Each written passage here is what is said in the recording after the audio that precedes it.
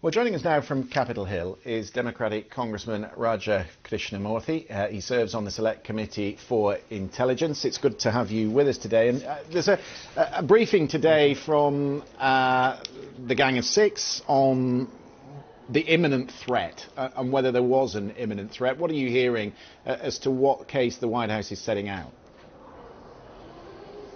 Unfortunately, we don't have enough intelligence with regard to that issue. I think that's one of the central questions. You know, the White House asserted that killing Soleimani was important for stopping an imminent threat.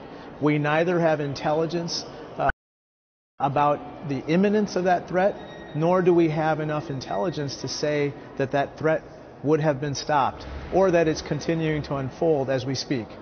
I think I said the Gang of Eight. I sold them short. It is, of course, the Gang of Eight, the intelligence chiefs who are there in front of Congress today. The President today obviously has extended the opportunity to talk, but we were saying earlier in the programme, the problem is they don't have any diplomatic channels to Iraq. They do that through the Swiss. One of our guests was saying that they expect the Europeans to take a front role in this and to open up a path. But do you see a way to a negotiation? I sure hope so, because the current state of affairs is untenable. I am glad that the President this morning decided not to take any further military action. In my humble opinion, he would not be authorized by Congress to do so, so doing anything like that would be illegal. That being said, we are at a pause. And so let us ramp down tensions, let's calm the region down, and let's figure out a way, working with our partners and allies in the region, folks like the UK, Germany, and others, to see if we can come back to the table eventually to have a comprehensive agreement that is durable and that finally brings peace to the region.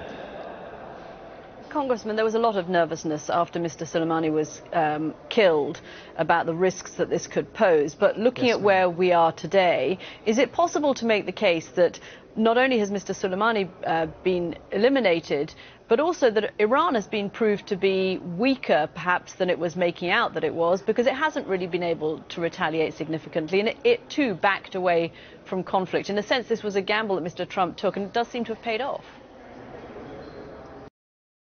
We don't know.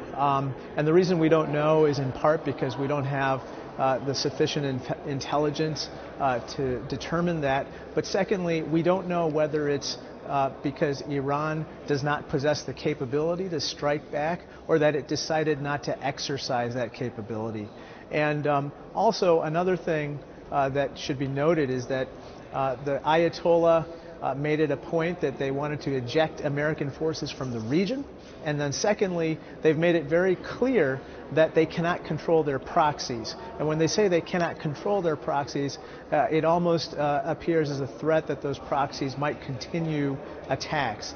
So with regard to those two issues, I personally believe that the state of affairs is still tenuous, and therefore we have to take active steps to calm things down. We cannot have a war with Iran. We can't have another endless war in the Middle East.